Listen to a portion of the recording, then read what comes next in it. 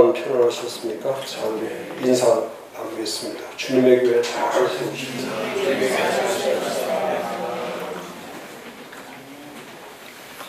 자, 12교회 신앙 가운데 11번째.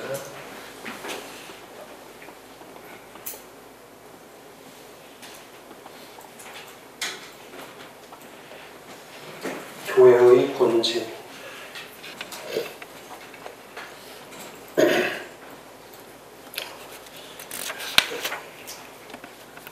이 권징이란 뜻은 권선징악에서 나온 말이죠. 권선징악. 문자적으로 말하면 착한 일을 권장하고 악한 일을 징계한다는 뜻이죠. 착한 일은 권장하고 악한 일은, 그러니까 권징이라는 것은 악한 것만 찾아내는 것이 아니고 선한 일을 하는 것도, 선한 사람, 선한 일을 하는 것도 드러내는 거죠. 악한 것만 드러내는 게 아니라. 그래서 선한 일을 한 사람은 선한 대로의 결과적인 응보에서 상을 주는 거고, 그러니까 선한 일을 한 사람에게는 상을 언제나 주시죠. 하나님이 그렇게 되어 있죠. 악한 사람만 징계하는 게 아니고, 교회는 악한 것만 찾아내기 위해서 징계하는 게 아니고 선한 일에 대한 것도 목적으로 이제 응보에 대한 개념이죠. 그래서 단순히 권징한다는 것은 탈선하거나 범죄한 신자들에 대한 징계와 그에 관련한 어떤 절차를 밟는 것만 의미하는 게 아니고, 권징의 목적 자체는 선한 의지를 유발하고, 그렇죠. 교회는 선한 것들을 더 많이 하도록 자꾸 동기부여를 주는 거고, 또 선한 행동을 통해서 신앙의 가치를 높여가는 거죠. 그래서 교회 안에서 권징은 교회의 온전한 보존과 존속을 위해서 존재할 수밖에 없는 거죠. 그래서 칼빈은 개혁주의에서도 교회의 참된 표지를 할 때 첫 번째가 복음이라고 하는 이 말씀의 선포, 두 번째 성례전의 정당한 이해, 그 다음에 세 번째는 성경적 바른 권징, 이거를 3대 교회 표지라고 부르는 것이죠. 이건 이제 가시적 교회에 대한 기준, 평가를 할 때, 판단을 할 때 기준을 말하는 거예요. 기준을 말할 때, 참된 교회를 평가하는 기준을 말할 때 쓰는 단어를 우리는 권징이라고 부르는 거죠. 그래서 가시적으로 우리가 볼 수 있는 것, 눈으로 이렇게 볼 수 있는 교회, 우리는 또 비가시적 교회가 있죠. 우주적 교회, 비가시적 교회는 비가시적 교회 표지는 우리 교회는 하나이며 거룩하고 보편적이며 사도적이다. 이거는 비가시적 교회, 모든 교회가 이 두 가지가 가시적 교회와 비가시적 교회의 표지를 가지고 있을 때 균형이 이루어지는 거죠. 그러니까 하나이지도 않고 분열되고 그러면은 이미 교회가 될 수 없는 거죠. 이 권징이 중요한 거는, 목사님들이 제가 교회의 권징이 단순한 징벌의 문제를 다루는 게 아니고 교회의 기준을 다루는 거예요. 교회의 기준. 교회가 되는 기준을 말할 때에 교회는 참된 교회로 세워지려면 가장 중요한 게, 제가 늘 말씀드리잖아요. 권징이라는 거는 교회의 본질이 아니에요. 권징은 본질이 아니고 교회의 기준을 얘기하는 거예요. 기준. 교회의 본질은 하나이며 보편적이고 사도적이고 거룩하고 보편적이며 사도적인 것들이 그게 본질이죠. 그리스도로 되어 있는 것, 그게 본질이고, 권징은 본질이 아니고 교회가 세워져 가는 기준이죠. 왜 기준입니까? 질서도 없고 교회 안에서 막 질서도 없고 진리도 없고 그럼 그건 공의도 없고 그럼 그건 교회가 될 수가 없는 거죠. 교회 기준이 되지 않고 그건 세상과 똑같은 거죠. 그래서 먼저 비가시적 교회로서의 우리는 하나이며 거룩하고 보편적이며 사도적인 교회의 표지를 회복해야 되고 또 하나는 가시적 교회, 눈으로 보는 교회. 다시 말하면 교회를 갔는데 하나님의 말씀이 그대로 전달되지 않고 교회 갔는데 이상한 것을 배운다. 그러면 그거는 잘못된 거죠. 교회 기준에 맞지 않는 거죠. 또 교회 갔는데 성례절을 행하는데 성찬을 행하는데 회개도 하지 않고 그리스도인도 아니고 교회의 일원도 아닌데 아무나 들어와서 떡을 먹고 포도주를 마시고 그러면 그건 교회가 될 수가 없는 거죠. 그리스도 안에서 구원받은 자가 우리들이 그리스도와 연합된 사람들이 되어서 함께 그리스도의 기념에 참여할 때 그게 바른 성찬이 되는 거지. 무질서하게 아무나 와서 교회에 들어왔다고 해서 그 사람들이 성찬에 자기 마음대로 참여하고 떡과 포도주를 자기 마음대로 나눈다면 그건 교회가 잘못된 거예요. 권징도 마찬가지예요. 고린도전서 14장 40절에 모든 것을 품위 있게 하고 품위가 있다는 것은 품격이 하나님의 교회로서의 품격이 있다는 거예요. 교회는 품격이 있다. 그 다음에 품격만 있는 것이 아니라 질서 있게 하라는 질서 있게. 그러니까 품격이 교회의 품격, 교회가 가지고 있는 그 캐릭터 자체가 잘못되어 있으면은 지금 제가 한국 교회를 제일 많이 걱정하는 게 탈교회로 가고 있다는 거예요. 탈교회로. 제가 지난주에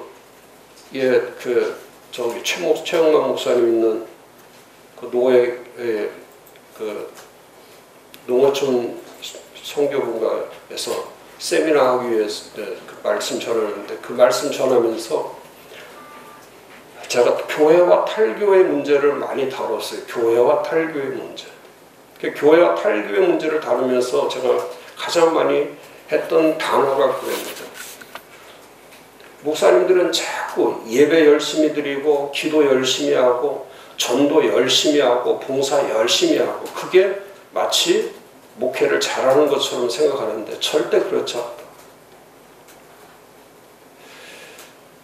교회의 목적이 예배드리고 기도하고 전도하고 봉사하라고 교회를 세운 것이 아니고 교회를 세운 목적 자체는 주님께서 왜 교회를 세우십니까? 교회를 세운 목적은 이 세상에 교회가 없으면 교회가 존재하지 않으면 구원받을 수 있는 곳이 없기 때문에 이 세상에 예배드릴 곳 많죠. 기도할 곳 많아요. 봉사할 때 많죠. 전도 다 어디 가서 다 할 수 있어요. 그러나 교회 없는 예배, 교회 없는 기도, 교회 없는 봉사, 교회 없는 전도는 그 자체가 의미가 없죠. 그래서 이 교회를 신앙이 되게 만드는 것이 목사가 할 일이다. 교회가 신앙이 되게 하는 거. 그래서 이제는 교회 세우는 일에 농촌에 있든지 도시에 있든지 어느 곳에 있든지 하나님이 원하는 중심의 교회는 예배드리고 기도하고 전도하고 봉사하는 교회를 찾는 게 아니고 지금도 주님이 찾는 교회는 주님이 말씀하신 교회를 세우는 교회를 주님이 찾고 계시거든요. 그래서 교회 세우는 일에 목회의 모든 영역을 교회 세우는 일에 집중해라. 그랬더니 거기 강의 끝나고 식사하는데 어떤 목사님이 그러더라고요. 사회 봤던 목사님이 그런 말씀을 하시더라고요. 깜짝 놀라면서 교회 세우라고 하는 말을 처음 들었다. 처음 들었다는 거예요. 교회 세우라고 하는 건 처음 들었다. 그리고 거기 그 회개를 보는 장로님이 계신데 그 장로님이 잠깐 차 마시면서 와서 말씀하는데 그러더라고요. 목사님, 진짜 오늘 은혜 많이 받았습니다. 목사님들이 진짜 이 말씀을 다 들으셔서 이제 그만 놀러 다니셔야 될 텐데. 장로님이 그러는 거예요. 맨날 목사님이 놀러만 다니신다. 제가 그 말을 듣는데 얼마나 부끄러운지. 그러면서 하는 말이 뭐라는 줄 아세요? 목사님이 열심히 하면 저희들도 열심히 하지요. 이게 무슨 말입니까? 아니, 장로님 입에서 목사님이 열심히 해야 우리도 열심히 한다. 제가 강의하면서 그랬거든요. 그만 놀고 교회 좀 열심히 세우라. 농어촌에 있으면은 맨날 오토바이 60cc 오토바이 끌고 다니면서 뒤에 저 쫄 때 하고서 다니면서 3명, 4명이 오토바이 2명씩 타고선 한 5, 6명이 이제 쭉 가면서 요즘 얼마나 좋아요. 물고기 잡아가지고 어죽 먹고 거기서 놀고 하면서 오늘은 금강, 내일은 한강, 내일은 낙동강 하면서 남 얘기하는 거 아니에요. 저도 그랬습니다. 저도 농촌 목회할 때 얼마나 맛있어요. 근데 지나고 보니까 저도 농촌 목회하면서 예배 열심히 드리고 기도 열심히 하고 전도 열심히 하고 봉사는 열심히 하라고 가르쳤지만은 그때 제가 교인들에게 그 3년 반 동안 그 시골 목회하면서 한 번도 교회 세우라는 말을 해본 적이 없어요. 그러니까 교회 세우는 것이 무엇인지를 모르기 때문에, 교회 세우는 게 무엇인지 모르기 때문에 뭐 기준이 없으니까, 표지, 참된 표지가 없으니까. 그때 만약에 제가 이런 말씀 하나 되고 걸어가고 보편적 사도적인 게 교회다 그걸 가르쳤으면은 그 농촌이 아마 뒤집히지 않았을까. 정신 나갔다고. 그렇잖아요. 근데 지금도 그런 교회들이 눈앞에서 지난주에 그런 말을 들어보니까 지금 목회하는 교회 가운데에 거의 그 노예 얘기 들으니까 뭐 대부분의 교회가 다 미자립이고 대부분의 교회들이 다 어렵고, 그러니까 어렵고 힘들고 함에도 불구하고 교회 세우는 일에 관심이 없고, 그 다음에 그 세미나에 참석하는 것도 마찬가지예요. 교회가 아무리 많아도 그게 이제 오늘의 교회들이 탈교회로 갈 수밖에 없는 이유가 거기에 있는 거예요. 탈교회로 갈 수밖에. 목사 입에서 교회라는 언어가 사용되지 않는 시대에 살고 있는 거예요. 그래서 교회는 이 표지가 무너지면 가시적이든 비가시적이든 이게 분리되는 게 아니에요. 가시적인 교회와 비가시적인 교회가 하나된 결합체죠. 결합체. 분리시키는 게 아니에요. 그래서 교회는 반드시 그렇게 돼야 되는 거예요. 그래서 교회의 권징이 회복될 때, 그 교회의 권징이 집행될 때 참된 교회의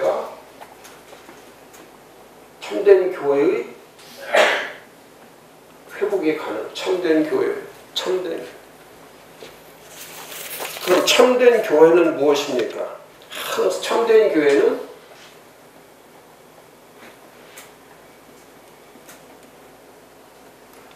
교회는 첫째, 유니티를 연합이 되어야 돼. 연합.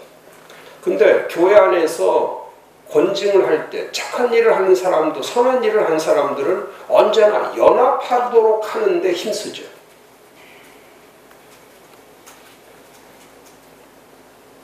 그 골로새서 2장 2절에 보면 이는 그들로 마음의 위안을 받고 사랑 안에서 연합하여 확실한 이해의 모든 풍성함과 하나님의 비밀인 그리스도를 깨닫게 하고, 항상 이 사람들은 하여튼 연합하는 데 힘을 모으는 거예요. 다 연합하는데.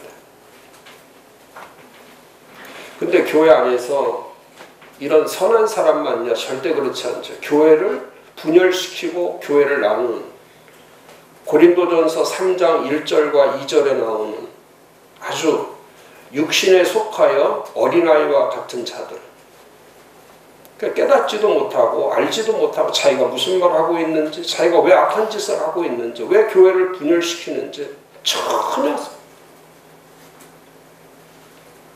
정말 안타깝죠.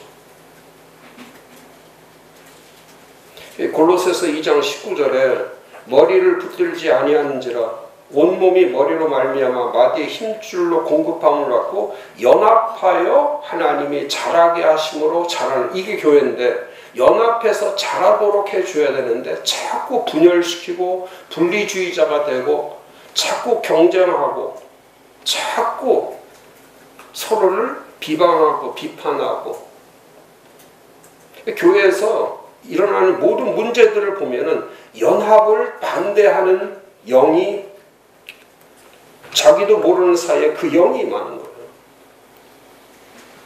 분열의 영이 임하는 거예요. 목사 넘어뜨리기 얼마나 쉬워요. 목사가 말씀 전할 때 그 말씀에 아무런 반응하지 않고 자기 말 하는 사람들이, 그런 사람들 앞에 있으면은 그 목사의 목회 자체가 얼마나 고통을 받습니까? 목사가 말씀을 전할 때 그 말씀의 이해력을 가지고, 그 말씀의 수용력을 가지고, 그 말씀에 대해서 적극적 반응을 할 때 그게 진정한 교회가 되는 거예요. 또 두 번째는, 참된 교회는 항상 연결되어 있는 거예요. 연결되어 있는 거예요. 에베소 2장 21절에 그 안에서 거문과 서로 연결하여 주 안에서 성전이 되어가는 거예요. 근데 이 연결시키지 않고 자꾸 단절시키는 거예요.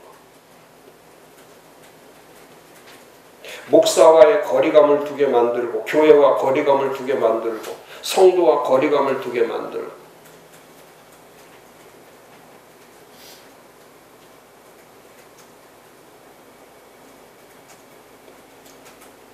진정한 교회가 되어가는 것은 혼자서는 절대 못해요. 혼자서는. 자꾸 상대방들에 대해서 수용성이 없으면 그건 교회가 될 수가 없어요. 그래서 목사님들은 교회는 행위를 먼저 가리키는 게 아니고, 행위를 먼저 가리키는 게 아니고 신앙을 먼저 가리키는 거예요. 신앙. 참된 신앙이 뭐냐? 그 신앙의 뜻이 그리스도와 연결되는 거예요. 연결되는 거예요.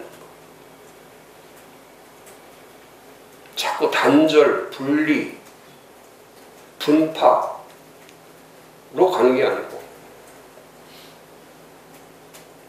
어느 사이에 이 나라도 마찬가지고 교회 안에도 마찬가지고, 이 이데올로기를 가진 무리들이 교회 안에도 꽉 차 있고 사회도